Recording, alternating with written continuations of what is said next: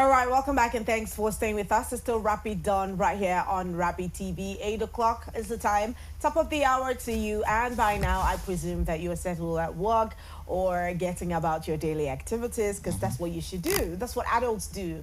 Come on.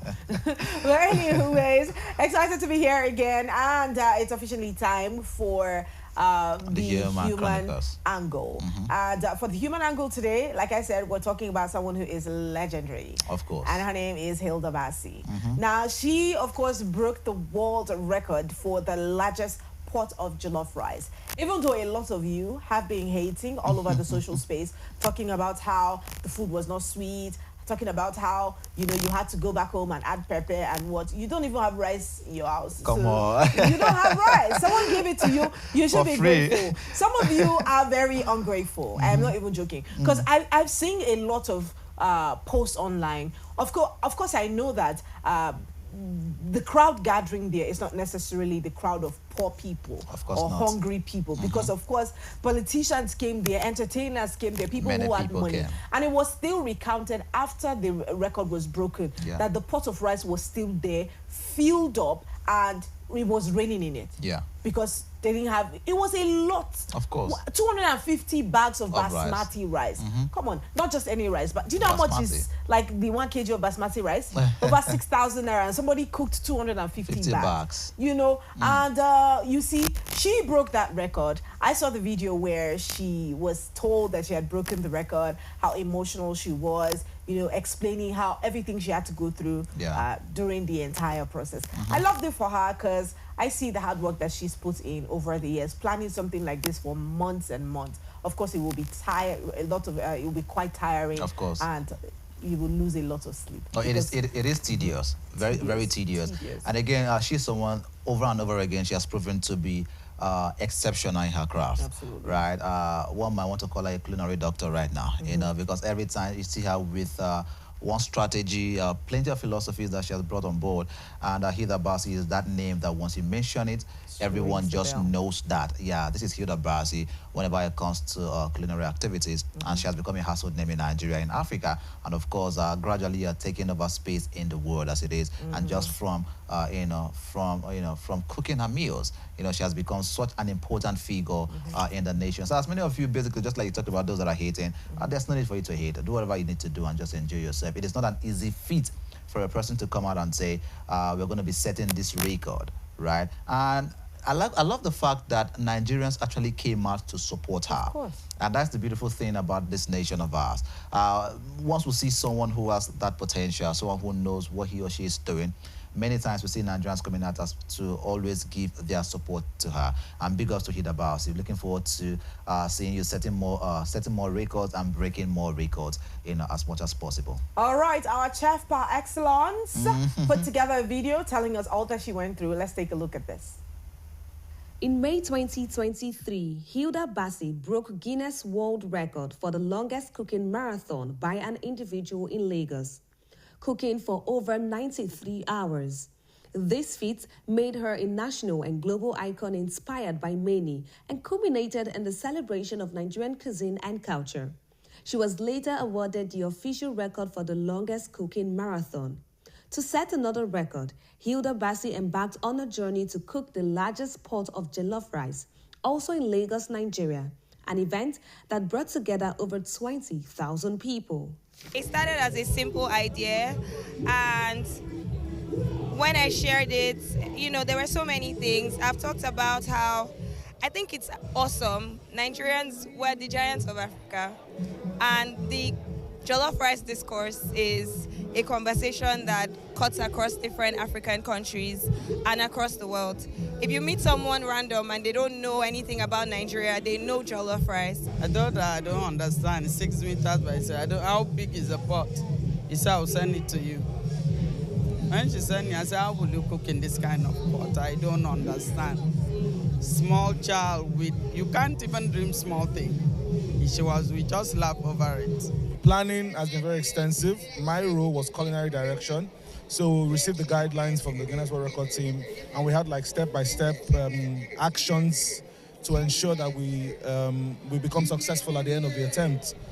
size of pots, quantity of ingredients, ratio of ingredients, measurements, evidence gathering. It's been a serious, meticulous process, and we're super excited about the outcome. It was an energetic atmosphere as fans and friends gathered for hours to celebrate and support Hilda.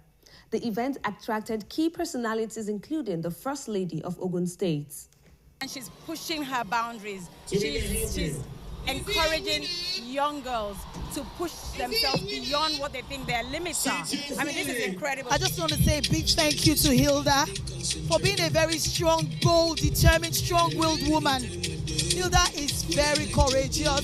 She's bold, beautiful, brainy. Hilda, congratulations. I wish you all the best. She's a legend.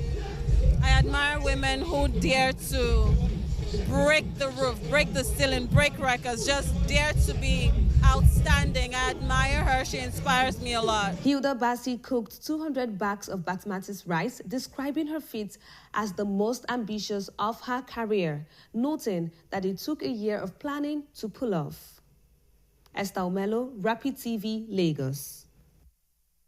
Thank you, Esther, for that amazing report right there. Beautiful. I mean, you can see the number of people that turned out to celebrate Hilda. This is no single feat at all. This is no simple feat at all. Right? So haters can go rest now, right? Not like we care about what you're saying, but yeah. Now, to join us today on the Human Angle segment of the show, we have Chef Gibbs, who is the culinary director, Guinness World Record, largest pot of jollof rice. Chef Gibbs, good morning to you. Do we have Chef Gibbs on the line? Hi, good morning. Good morning to you. How are you doing today? I'm very well, thank you. It's all smiles from your end.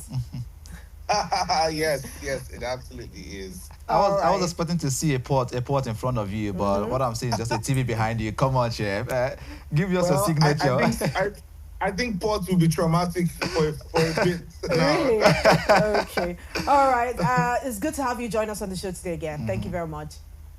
Thank you very much. Thank you. I'm excited to be here. Absolutely. All right. Tell us how you feel. Let's start with that first. Being part of something quite historic. You know, I hear you talking about the portions, talking about the ingredients, talking about, you know, the measures that you had to use to achieve this today. So tell us how you feel. Well, I feel quite excited actually. Everyone definitely wants to be part of history, and that's what we've done. Right, so being a part of something that is bigger than yourself is something that you dream about, and I'm happy that I've been able to achieve that in my lifetime. So I'm quite fulfilled. I'm quite grateful. Yes.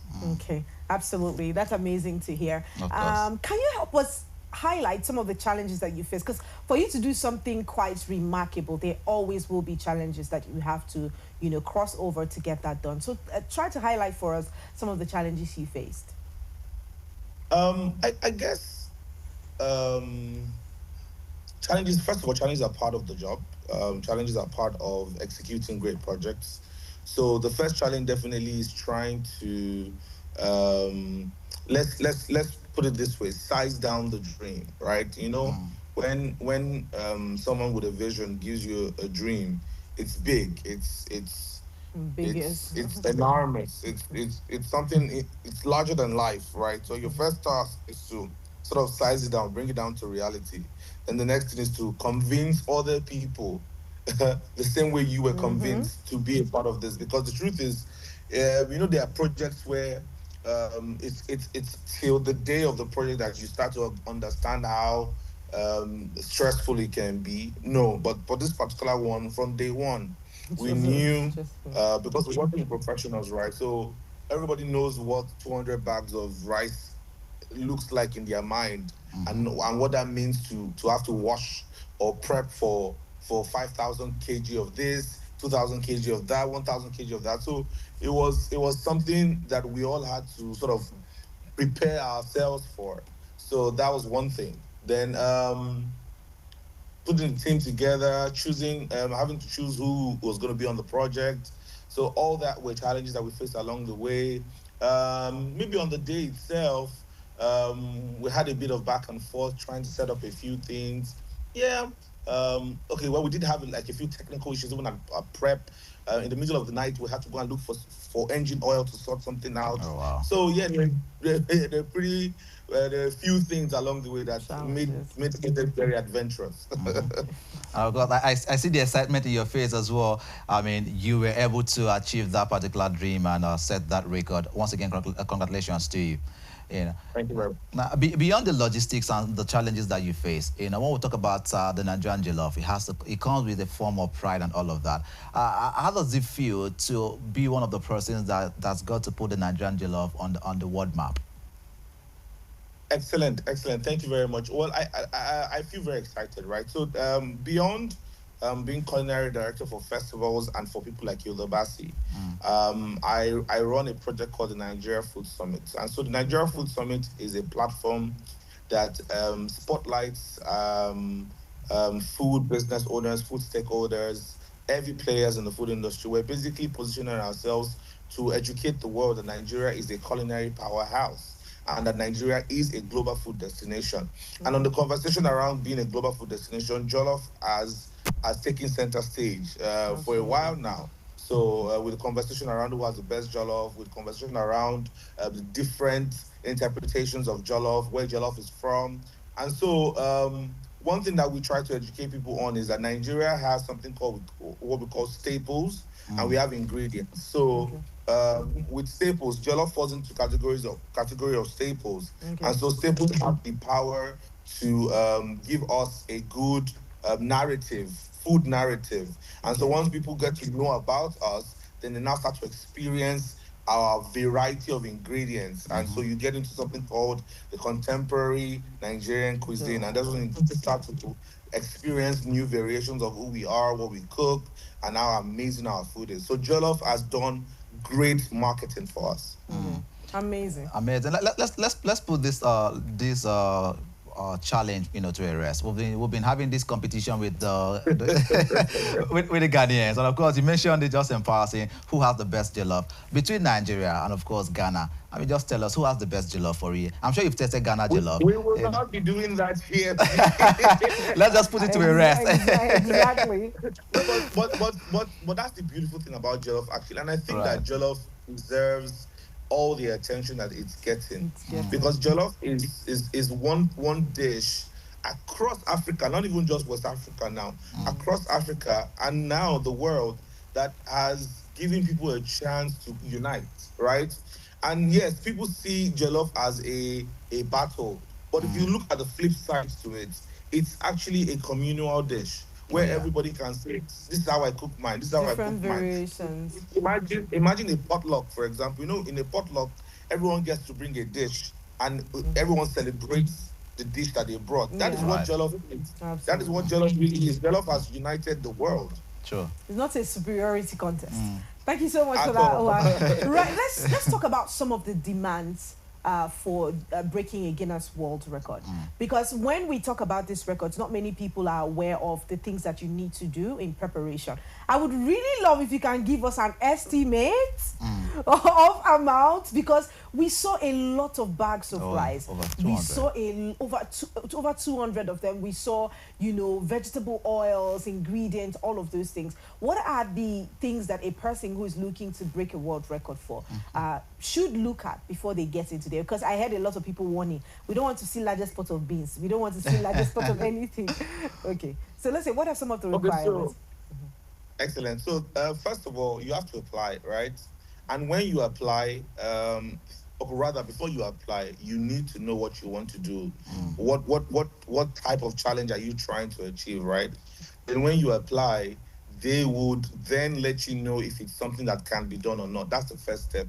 And if you listen to the Guinness World Record team when they made the announcement, you will hear that they mentioned that this was a first for them. But it being a first for them didn't mean that it was something that they were not going to sort of create guidelines for. They had to do their own research as well and then create a guideline for it. And so when they created a guideline for it, we now had to send a pre-approval document.